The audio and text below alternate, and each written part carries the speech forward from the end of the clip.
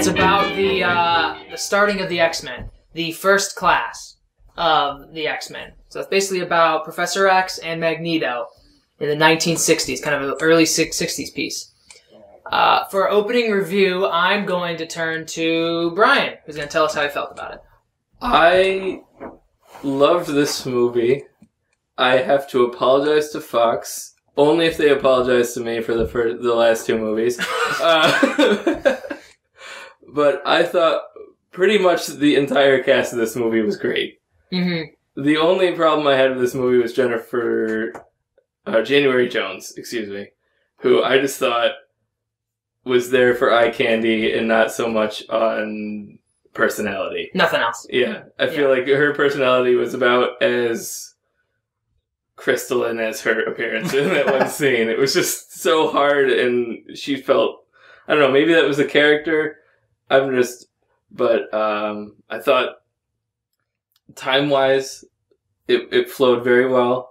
I felt that it was, the clothing was not overdone. It wasn't too 60s, but it wasn't too modern either.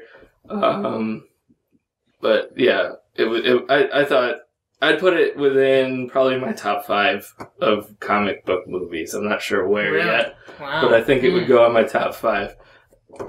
It's not as good as Kick-Ass was, but it's right up there next to it, I think. Oh, I disagree. I think it's better than Kick-Ass. In fact, really? I would put it close to the top of my comic book movies. I think January Jones was great. As White Queen, because White Queen is a character that is very removed from everything that's going around her. Mm-hmm. So I thought she actually did a really good job. It was sort of distracting because she's in pretty much the same setting as Mad Men. Mm-hmm. And so it was like, it was hard not to see her as the character she is in Mad Men. Right. But, in Mad Men, she doesn't turn into a diamond. So, right. I suppose if she was supposed to act that way, I can look more around it. But I felt that she felt very flat as opposed to the rest of the cast, who had the ones who had speaking lines at least. Yeah. But her name is Emma Frost, and that describes her personality as much as anything else. So besides January Jones, what else did you really like about it? I just thought, all the characters were extremely well-rounded. I love that Professor X was this sort of playboy that was, feeding the same lines to girls. Mm-hmm. He's not, this respected father figure. He's a full character. Magneto's a full character. It kind of came across in the previous films. But in this, you really get to see his motivations, why he does what he does. He's not just you realize that he's not just a villain, that there's a lot more to him than that. Yeah. That he's trying to stop another Holocaust, and he's doing that by trying to create another Holocaust. It's a preemptive Holocaust in a weird way. Amazing. Do you agree, Natasha? What did you think about this movie? I thought it was good. It was entertaining. It was nice to watch a comic book type movie or whatever where you didn't have to know a lot of the background about a lot of the characters and stuff, which is not a problem that I have with all the other X-Men movies or even comic book movies, but there's usually something that they don't really explain very well or something because it's from a previous comic book or something. And so it was kind of nice watching one where you didn't really have to have kind of the background. You don't have to know everything. Yeah, you can just kind of go into it and, they're explaining it as you go. And I've seen all the other X-Men movies, and it was very entertaining to kind of, I don't know, make some of the connections. A lot of the ball jokes were really funny. These guys have been saying stuff like it's top 5 comic book movies, like big time amazing comic movies. Do you have a top 5? Does that matter to you? Or have you seen 5? She's married to me. I force her. That was more than you have. Yes, I've seen 5. Goodness. I don't know. I'm not that big of a movie critic, but, I like the Superman, and even the Spider-Man movies. They were entertaining enough for me. And even the X-Men were fine. I don't know if this one ranks up there with all of them, just because I'm not enough of a critic of any of them to really, say one's better than the other. entertained me for the 2-ish Better hours. than Thor? Oh, yeah, it was better than Thor. Yeah? Yes. Really? I saw all the really good critic reviews. I was very excited for this movie. And this is easily the most disappointing movie I've seen all summer. Without a doubt. Wow. No? No. I mean, almost nothing for me. Oh my god. I laughed a couple of times. I thought between Mystique and Beast was really interesting. I thought they messed up so much of this film. I thought it was just, I mean, when I first came out of it, I was like, well, that's pretty good. But the more and more I think about it, the more just a heaving piece of crap this film is. Oh my God. God. It's just barely above X-Men Last Stand for me. I think you need to go see it again. I think it must have been the baby crying in the theater. Okay, yes, the baby would cry. The 2 babies crying. 2 babies crying at the theater. For the length Not only of the that, no, movie. listen. Do you This just should be hate a Kevin movie- Bacon? No, I thought Kevin Bacon was amazing. I thought the performances were really good. They did everything they could. I thought the script was terrible. Oh, I thought this should be a story about Professor X and Magneto. I have And it was. No, it wasn't. I have no idea why these 2 characters connect. They connect because Professor X jumps down into the water and picks him up and then says, I know what you're thinking. The only other scene we see of them really connecting is when Magneto's starting to walk away and Professor X says, you shouldn't do this. You can come back if you want to. What do And you mean? after that, there's no sense of these 2 characters, their connection. I didn't see it. I just didn't. They connect while they're looking for the others. The scene. We don't see that. The scene where Oh, yeah, you do. Magneto is unlocks his power, the full potential of his powers, where he moves. Yeah. You just get this.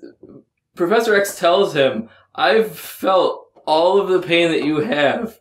You watched it when they shared that memory of him lighting the candles during Hanukkah. They both had the same tear fall down when they. Yeah. That was their emotional connection. That's what they had. They shared. It's like, together. that's it. Even in that submarine scene. At that moment, he just becomes another student of Professor X, not something more. Because they're putting it in a training montage. Because in that submarine scene, like, Professor X, he actually, like, goes into his mind and sees everything that's all that rage, everything that's driving him to, like, it's like 5 hold seconds. on. It doesn't matter. It's crap. No.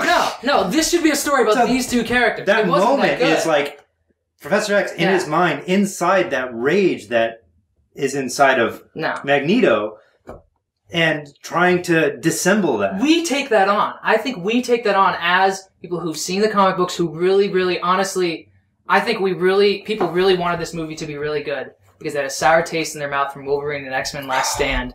And so we place on it something better than it actually is. Because when I watch it, there's not that much to it. Like, that one.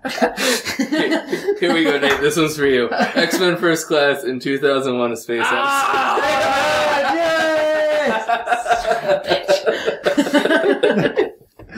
I know I'm not winning this one. I know I'm not, because you fell asleep in it. You've probably never seen it. I No, actually she has. Have you? seen it, yes. What's your opinion on it? I'm Oh, it curious. was terrible. Oh my god. Yes. Absolutely terrible. I remember sitting down with Stephen watching this going, why are you watching this? This is so dumb. This is so boring.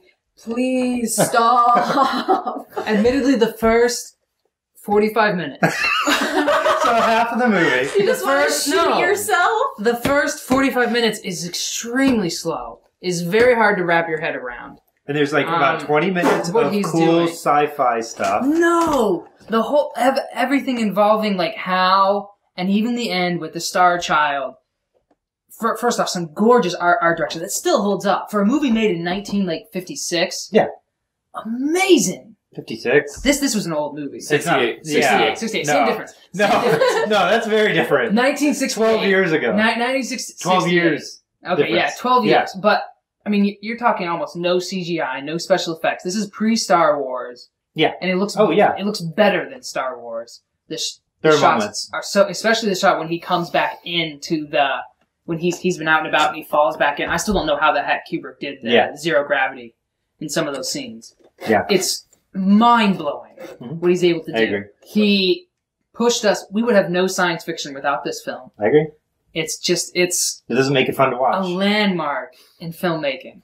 And it is agree. fun when you really have to dig into the philosophy of what's occurring, of what's happening, of arguing that life does not have to be humanoid or even biological, that idea is just, it's not something that people are even willing to comprehend. It's so amazing. And it's Kubrick. He's a meticulous perfection. But the movie is boring. Parts of it, yeah. But it's better. But it's better. It's so much better. No, it's not. It's just... Better. I'm not winning this argument, so. I mean, when...